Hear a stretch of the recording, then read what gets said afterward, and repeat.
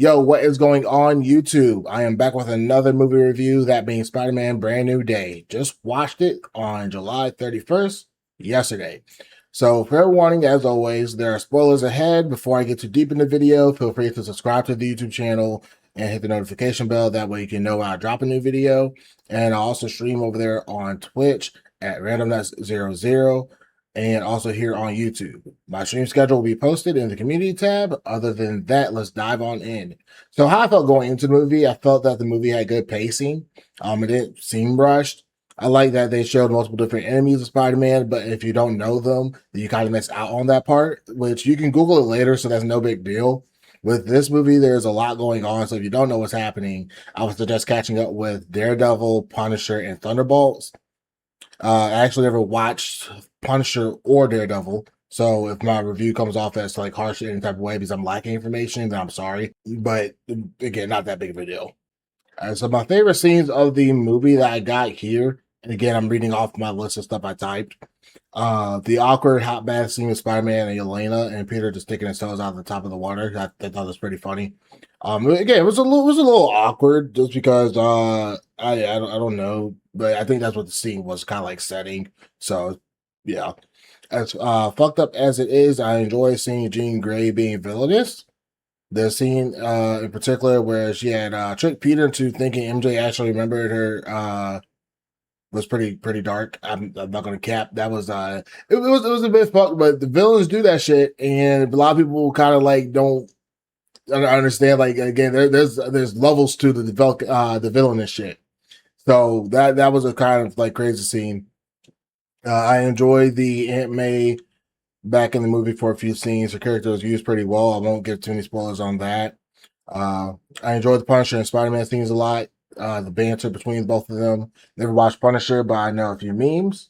So a few good things I liked about this movie. It felt like Iron Man 3, where Tony was trying to get past his PTSD and is being a hero without a suit, in which we see in this movie here that Peter's going through PTSD as well, but is having a transformation of sorts. So that's a pretty cool thing. I wish they did kind of like more with that, but it's just kind of like is what it is. Which that's probably more so of a bad thing, but we'll get there when we get there. We got to see multiple characters, which included Punisher, Hulk, Bruce Banner, Yelena, which that was the biggest shock to me. I wasn't expecting Yelena, whichever way you say it, for her to be in the movie at all. And then of course you got the main villain of the movie, which is Jean Grey. The chemistry between characters felt natural and it felt forced.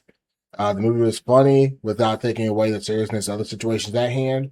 And then the other good thing about the movie, so again, this is more so like about the like sad parts and stuff like that. But the painful reality of being a superhero and heartbreaks. MJ telling Peter that he doesn't love him was pretty devastating. I felt for him. That was just pretty damn sad in the movie. Uh, but yeah, the acting from everyone was pretty good. No big trips on that. I like that Spider-Man has a good relationship with the detective, head police, whatever she is. It shows how well Spider-Man is doing his job and how far we kind of came from Captain America Civil War when that whole fiasco was there. So now the bads for me, and again, meant beyond take of sorts, introducing an X-Men character without any connection to anything. I have the problem with Jean Grey being in the movie, and I'm assuming this is before he joins the X-Men. But where does this leave the MCU and the X-Men? The only thing I saw was something about Secret Wars, but does that mean we're introducing a whole bunch of X-Men characters in between the time? Somehow, I might be picky, but I would have thought that maybe the end credit of the movie would have done something with that. Uh, guys to get more detail with it. I would imagine if you're gonna have an X-Men like introduced into a movie, of course I even use the words X-Men or anything like that. So it has to be before the start of the new X-Men. But how much time do we have in uh between Secret Wars and Doomsday and all that stuff, where we're gonna introduce a whole entire bunch of them? Because in Doomsday, you see all the X-Men that are there is like from back like in 2000s, Cyclops, uh, Professor X, Magneto, like all the old X-Men. So now we're saying, okay, cool, we're gonna have a new Jean Grey, which again, no problem with that. It's the fact that where are we gonna place her and how is she gonna be useful in the, I guess, like future, like what way are we going with her? So that's really I just want to know as far as that goes. I have no problem with having Jean Grey in the MCU now, because again that opens branches and stuff for X-Men, but like I don't know where we're going with it. So that's it. The end credit that doesn't explain shit. Yeah. It could have been anything. It could just be stupid. Sorry, no, I could just be stupid and completely miss something, but I didn't think I did. But that's how it is sometimes. It was just a Spider-Man tracker saying that there was a Spider-Man movement out there somewhere in space. I can't even explain if that's about Doomsday or Miles Morales being in a different universe or something. No clue. Like it was very not bland. I don't know what the right word is, but it's just like there. There's nothing I could have made of that. Uh, from my expertise, anyways. Not really many bads about the movie. I was more so annoyed because there was a lot of disruptions from other people in the movie. So I'm gonna go over all the all the disruptions that happened, and then again, y'all probably like understand like why my I probably need to maybe rewatch it just to kind of like fully grasp some of this stuff. But the movie experience wasn't like as great. So there was a lady walking back and forth during the fight scenes, people sneaking into the movies, running up and down the stairs, trying to find somewhere to sit. Someone flashing a phone light at her eyes during the movie. This happened like 2 to 3 times. People continually dropping shit during the movie, phone going off, audio cutting out of the movie, name it, and it happened basically.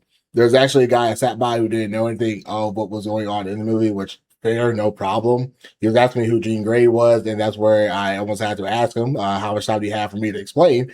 But I was also trying not to miss the scenes, so I caught on pretty quick that Peter wasn't really like catching MJ. We were pretty devastated. The crazy part is that the dude beside me was kind of like with his girlfriend, and I felt like he was talking to me more than like talking to her. So I'm like, okay, I'm not entirely annoyed or anything like that. I'm just glad like I don't mind having conversation during the movie.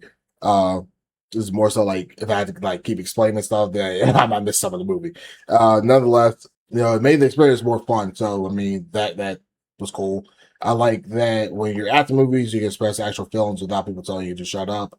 Was the movie fun for me? Not as much fun. The watch is fine, but not. It's not one of those Marvel movies you watch multiple times. In my opinion, not to say it's a bad watch. It's just not as fun as a ride of Spider-Man: No Way Home. And because the movie is set on the trauma, that's completely fine. That's what the movie is supposed to be about. It's not supposed to be like I guess, like Spider-Man. He's a fun character, right? And they have even scenes like where you're kind of like almost like swinging with him in the movie. But it's not. This movie is focused on the trauma part, not the aspect of the fun part. Even though the movie was funny in itself. So again, nothing wrong with that. So personally, I just enjoy the more fun type of Marvel movies. For example, like Spider-Man: No Way Home, Thor: Ragnarok, Ant-Man, Black Panther, Captain America, like that type of stuff.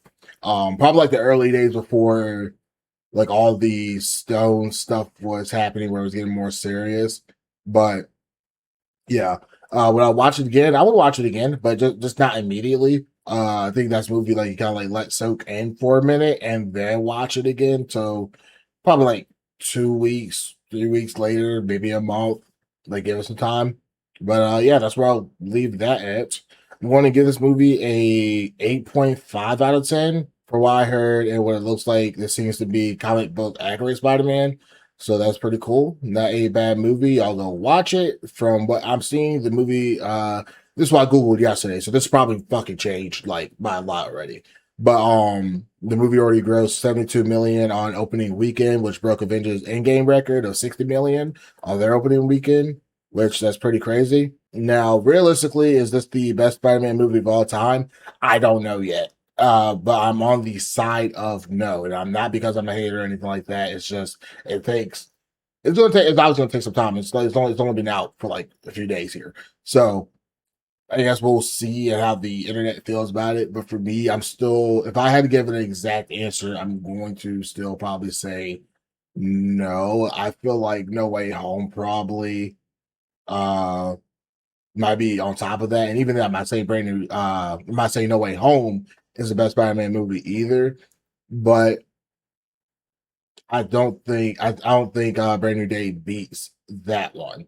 But maybe. Even though I guess like I know you have the comic book accurate stuff going on, and the other things going for it. But I mean it's not a bad movie at all. I mean, I'm not gonna say it's my favorite Spider-Man movie, just being honest with y'all.